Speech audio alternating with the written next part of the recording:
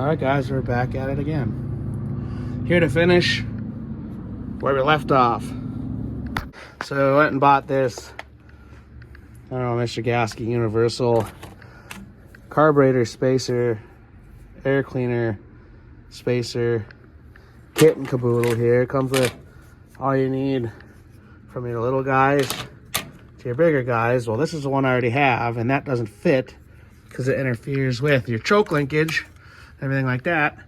So I went with the little one, and it is perfect. And check this out. Air cleaner even sits on there. However, I still have some interference here at the fuel inlet. So I'm going to loosen that and turn it down a little bit, and then I think I will be okay once I do that. I never did see if this carburetor was physically taller than the Edelbrock, so I'm hoping my air cleaner still fits underneath the hood. I don't know, we're definitely going to find out. If it doesn't, then I guess I got to go to a smaller air cleaner, which is no big deal. Shit happens. All right.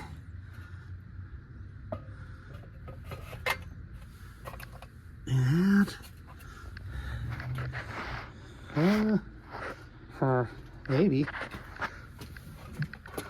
I'll have to put it together and see what happens here.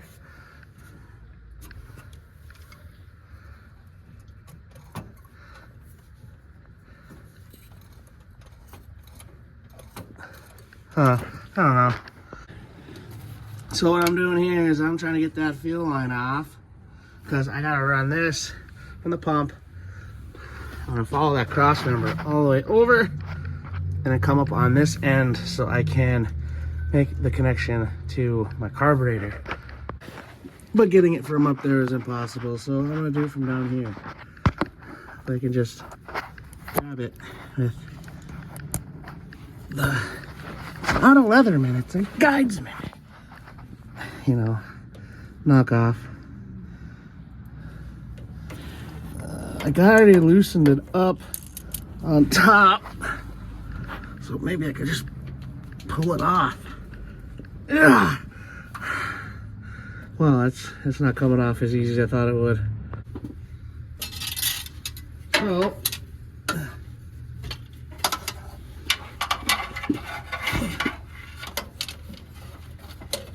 probably connected there with that rubber line again. Excuse me. This stuff that I've got is pretty malleable. I can form it by hand. Malleable? Mallet? Is that the word I'm looking for? I don't know. But I'm trying to get the bend right. So I clear the pulleys.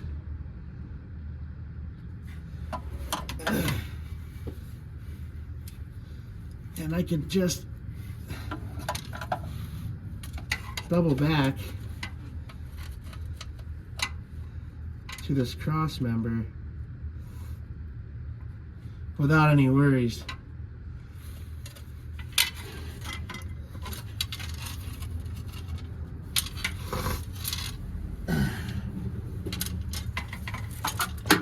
Yeah.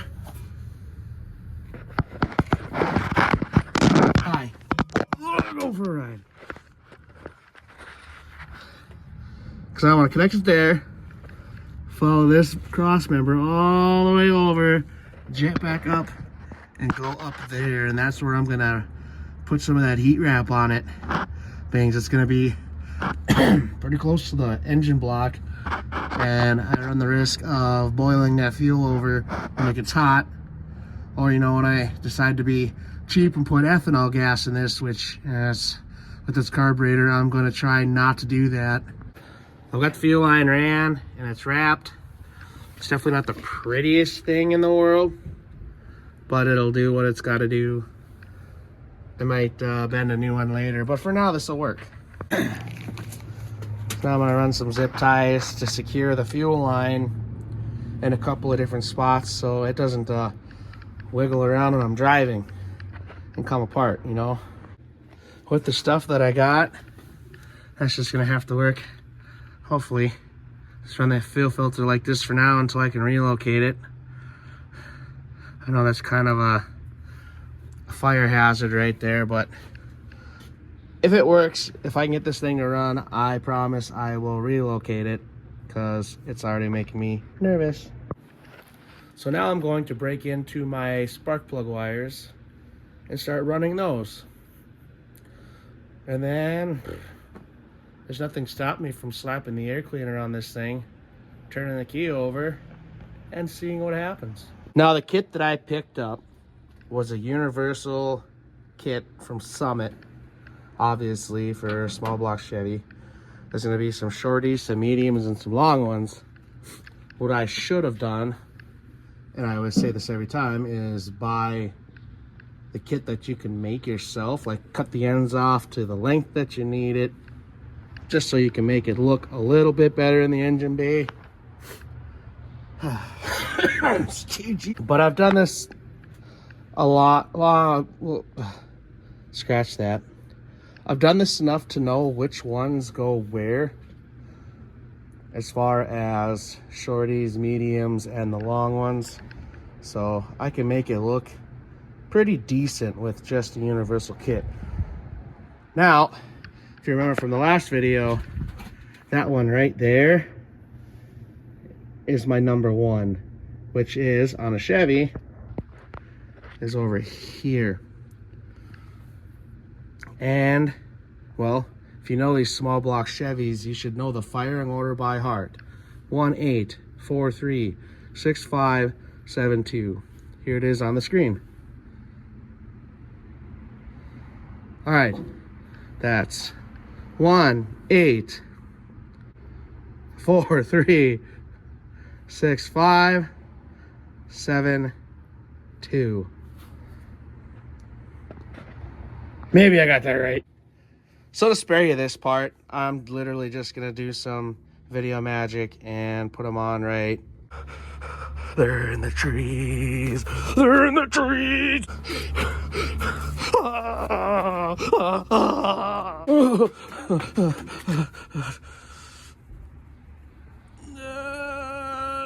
Now.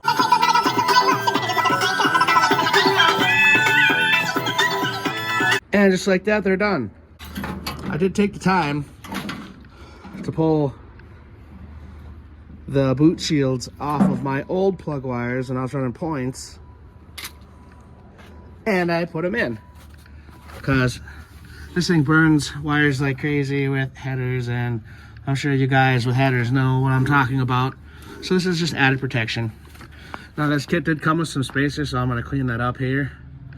But before I forget, cough, I'm gonna get a 1/2 inch. I'm gonna tighten up that carburetor because it's just kind of loose. I did find another section of rubber line that's right there, and I'm gonna replace that jank section because I know that's gonna leak. Let's see what else. I think that's it. I'm pretty sure after that I can put the battery back on and try turning the key over. I might go get some gas first. Pour some gas down the carburetor to fill the bowls so it starts a little easier. Plus this thing's like pretty empty, so I'm gonna go fill another 5-gallon can, put some gas in there, and well, let's hope she barks to life. And I just gotta make some tiddly adjustments with the idle air mixture, screw with everything else later, take it for a drive, see how she operates.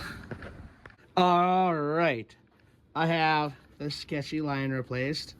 I've got the vacuum advance hooked up. I have the PCV system hooked up. The electric choke is hooked up. Fuel lines hooked up. All those lines are ran, and they look pretty, by the way. It's probably some of my best work. I think I'm going to get out of my grungy work clothes, slip into something warmer, go get some gas. Oh, bro, we're almost ready to fire this up. Let's go. And of course, it's cold again, because we can't have springtime without 20-degree weather, right? doing the old walk of shame, but gotta do what you gotta do. I don't want to go bother my kid use his truck either, so it's literally just across the street.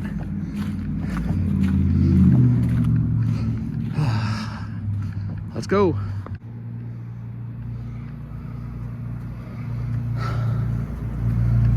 I ever tell you it's cold out here tonight?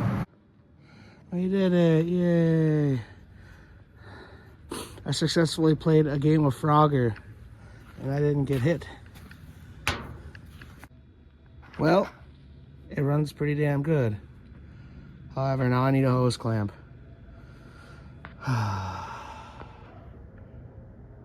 Because I sprayed fuel everywhere. I promise I will relocate it because it's already making me nervous. And I don't have one.